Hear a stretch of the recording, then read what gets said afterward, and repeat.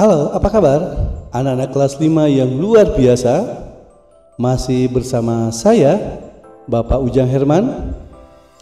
Kali ini Bapak akan menyampaikan pembelajaran tematik, yaitu tema 3, subtema 1, pembelajaran 4. Untuk itu, kalian persiapkan diri, siapkan buku tematiknya dan alat tulis menulisnya. Dan jangan lupa, sebelum melakukan kegiatan pembelajaran, marilah kita berdoa menurut agama dan kepercayaan masing-masing.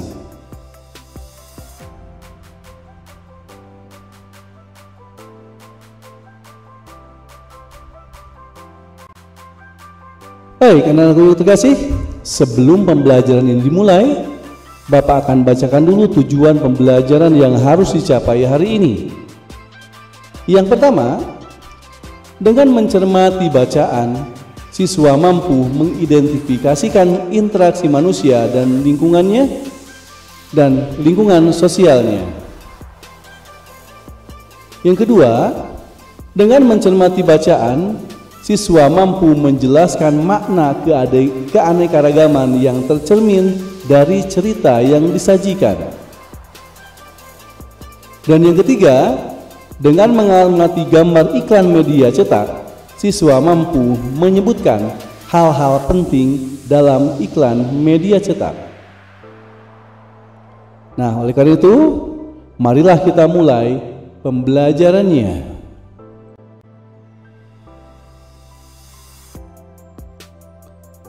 Ternyata tidak hanya buah-buahan yang bermanfaat untuk tubuh kita, sayuran pun memiliki manfaat yang luar biasa loh.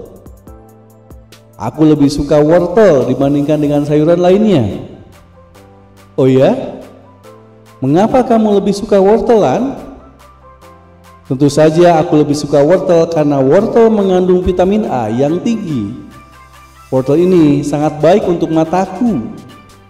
Oh, ya juga ya Lan. Aku jadi ingin lebih tahu tentang wortel dan petani wortel.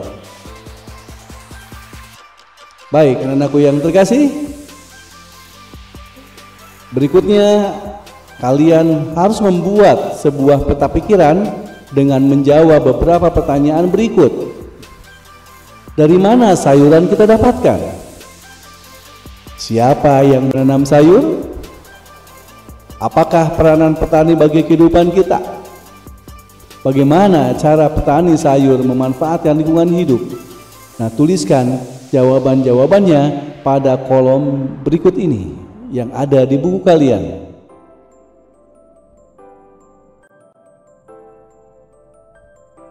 Baik, anak-anak yang terkasih, kita membaca bacaan yang berjudul Mengenal Wortel. Sayuran termasuk daftar makanan yang harus dikonsumsi setiap hari. Seperti halnya buah-buahan, sayuran juga menyuplai serat yang sangat dibutuhkan oleh tubuh untuk memperlancar sebuah proses pencernaan. Banyak sekali jenis sayuran yang dapat kita pilih untuk dikonsumsi, baik untuk dimasak, dimakan sebagai lalap, maupun dibuat sebagai jus. Dibuat seperti apapun, kita masih tetap bisa merasakan manfaat sayuran bagi kesehatan kita. Salah satu contoh sayuran yang bermanfaat adalah wortel. Wortel baik untuk kesehatan mata karena memiliki vitamin A dan beta karoten yang sangat tinggi. Lalu, seperti apakah kegiatan petani wortel yang berada di balik tanaman yang berkhasiat ini? Gede Swadana adalah salah satu petani wortel di Desa Batunya, Kabupaten Tabanan, Bali, yang membudidayakan wortel jenis lokal. Swadana memaparkan selama masa tanam, para petani rutin memberikan pupuk pada awal masa tanam. Menurutnya, pemberian pupuk di awal masa tanam sangat berpengaruh terhadap perkembangan tanaman. Pupuk yang mereka gunakan adalah pupuk organik. Hasil pertanian wortel lokal juga tidak mengecewakan. Gede Swadana menjelaskan bahwa ia mampu memperoleh omset sebesar 2 juta rupiah per bulan dengan harga jual per kilogram sebesar Rp7.000.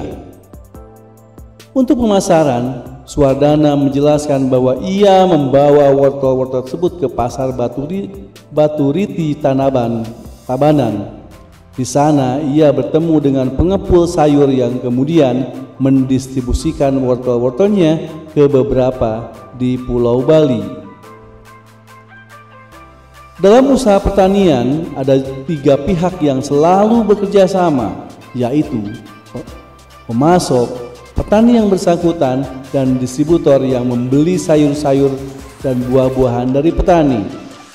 Ada pula penjual sayur yang secara langsung membeli sayuran dari petani dan menjualnya secara berkeliling. Keberagaman yang tinggi dapat kita temukan di lingkungan pasar, tempat para petani menjual hasil pangannya. Mengapa demikian?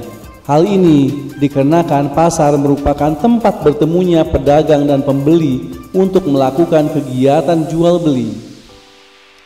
Para penjual dan pembeli yang bertemu di pasar bisa berasal dari berbagai suku, agama, dan tingkat sosial ekonomi. Oleh karenanya, diperlukan rasa toleransi dan tenggang rasa yang tinggi agar kerukunan tetap terjaga. Kepedulian masyarakat Indonesia tentang toleransi terhadap keberagaman sudah semakin tinggi. Hal ini dapat kita lihat dari banyaknya iklan masyarakat yang menekankan pada pentingnya toleransi antar suku atau antar agama. Hal ini menunjukkan bahwa kita bukan hanya mampu dijadikan sebagai alat untuk mempromosikan barang atau jasa, tetapi juga sebagai alat untuk mempromosikan hal-hal positif dan kegiatan-kegiatan yang bermanfaat bagi masyarakat. Baik, anak-anak yang terkasih, berikut adalah beberapa contoh iklan masyarakat yang berkaitan dengan kehidupan masyarakat, keberagaman adat istiadat, suku, bangsa, dan agama. Nah, ini adalah iklan yang satu, bisa katakan kata iklan A. Di situ ada gambar sapu lidi. Kalimatnya, sebatang lidi jadi kuat bila menjadi sapu. Sebagai bangsa jadi kuat bila tetap bersatu. Mari bersatu untuk maju. Iklannya cukup luar biasa. Mendorong kita untuk bersatu, berpadu, menjaga nama Indonesia, negara kesatuan Republik Indonesia. Mari bersatu untuk maju. Iklan yang kedua, di situ ada beberapa gambar, ada beberapa orang ya yang berbeda-beda agamanya. Ada yang Muslim, ada yang Katolik, ada yang Hindu, Buddha, macam-macam. Di situ tertulis kedamaian ada. Ketika kita mau menerima perbedaan, rayakan perbedaan dengan kebersamaan. Pesannya adalah jangan dijadikan perbedaan menjadi suatu perpecahan, ya kan? Baik perpecahan agama, perpecahan suku dan sebagainya, ya. Malah dengan adanya perbedaan kita harus bersatu. Rayakan perbedaan dengan kebersamaan. Nah, ini iklan yang baik, ya. Oke, mari kita lanjutkan. Untuk membuat iklan yang baik dan menarik, ada beberapa hal yang harus kalian perhatikan sehingga iklan akan efektif dan memberikan manfaat terhadap produk yang ditawarkan. Hal-hal yang perlu diperhatikan dalam membuat sebuah iklan antara lain adalah ada 3 hal, ya. Yang pertama, kalimatnya singkat dan jelas. Kemudian bahasanya mudah dipahami dan menarik. Tulisannya dan gambarnya yang jelas harus menarik. Baik, kita akan bahas satu-satu. Kalimatnya singkat dan jelas. Contoh pada headline atau kepala pesan iklan. Headline ini adalah berfungsi untuk menarik perhatian awal seorang pembaca. Headline yang menarik dapat menahan mata untuk berhenti sejenak melihat produk yang ditawarkan. Ciri-ciri headline antara lain sebagai berikut. Tulisannya menonjol, baik dari segi ukuran maupun warna. Umumnya kalimat headline pendek, bahkan satu kata saja bisa menarik perhatian, dan berisi kalimat atau kata yang mengandung kesan kuat sehingga menarik minat perhatian masyarakat. Yang kedua, bahasanya mudah dipahami dan menarik. Sajikan iklan dengan bahasa yang mudah dipahami, tidak jelimet, tidak kalimat-kalimat yang berat, tidak kalimat yang kurang dimengerti oleh masyarakat, tapi mudah dipahami. Karena kemampuan masing-masing dalam memahami arti bahasa berbeda-beda, betul ya. Selain itu, bahasa juga harus menarik karena suatu iklan dengan bahasa yang baik akan lebih menarik. Yang ketiga adalah tulisan dan gambarnya menarik. Penggunaan warna pada tulisan dan gambar harus diperhatikan. Contohnya, warna merah memberi kesan berani. Warna diyakini mempunyai dampak psikologis terhadap manusia. Dampak tersebut dapat dipandang dari berbagai macam aspek, baik panca indera, aspek budaya. Nah, itulah mungkin hal-hal yang perlu diperhatikan dalam membuat sebuah iklan supaya iklannya menarik dan dilirik oleh masyarakat dan mudah dipahami, yaitu kalimatnya singkat dan jelas, bahasanya mudah dipahami dan menarik, dan jangan lupa tulisan dan gambarnya menarik pula.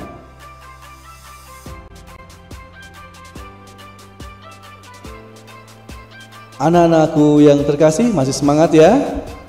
Oke, mari kita baca bersama-sama bacaan yang berjudul Pesona Tanah Toraja. Sebagai salah satu tempat yang terindah di Indonesia, Tanah Toraja di Sulawesi Selatan yang menyimpan begitu banyak pesona alam dan adat istiadat yang unik dan sangat menarik untuk dinikmati. Berkat kekayaan budayanya yang luar biasa, Tanah Toraja bahkan dimasukkan ke dalam daftar sementara warisan dunia oleh UNESCO di tahun 2004. Adalah sebuah upacara kematian yang dinamakan Rambu Solo, yang merupakan upacara mengantarkan sanak keluarga yang telah meninggal dunia ke alam baka. Upacara ini biasanya dilangsungkan secara meriah selama berhari-hari serta melibatkan seluruh penduduk desa. Nah, sekarang tadi kita sudah singgung adat istiadat, dan sebagainya berbagai daerah. Nah, sekarang akan kita bahas apa sih adat istiadat tersebut? Baik, kita simak dan mungkin kamu pahami dengan baik. Apa sih adat istiadat tersebut? Menurut Kamus Besar Bahasa Indonesia, adat istiadat adalah diartikan sebagai sebuah aturan yang sudah biasa dilakukan sejak dahulu hingga sekarang. Adat merupakan suatu bentuk dari ide serta gagasan pemikiran yang mengandung nilai-nilai kebudayaan, norma hukum, serta antara aturan yang satu dengan yang lain serta berkaitan menjadi suatu sistem ataupun kesatuan. Sedangkan istiadat diartikan sebagai kebiasaan.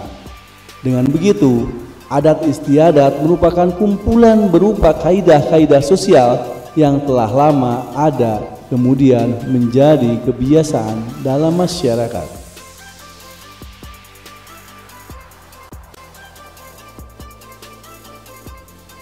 Anak-anak kelas 5 yang luar biasa, sebelum pembelajaran diakhiri, mari kita renungkan. Menurutmu, mengapa manusia perlu berinteraksi dengan lingkungannya? Apakah yang membedakan lingkungan alam dan lingkungan sosial? Mana yang lebih penting untuk kehidupan manusia, lingkungan alamkah atau lingkungan sosial? Silahkan jelaskan jawabanmu. Baik anak-anakku yang terkasih dan luar biasa, demikianlah pembelajaran hari ini. Mohon maaf apabila ada segala kekurangan dan kesalahan. Sekian dan terima kasih dan selamat belajar.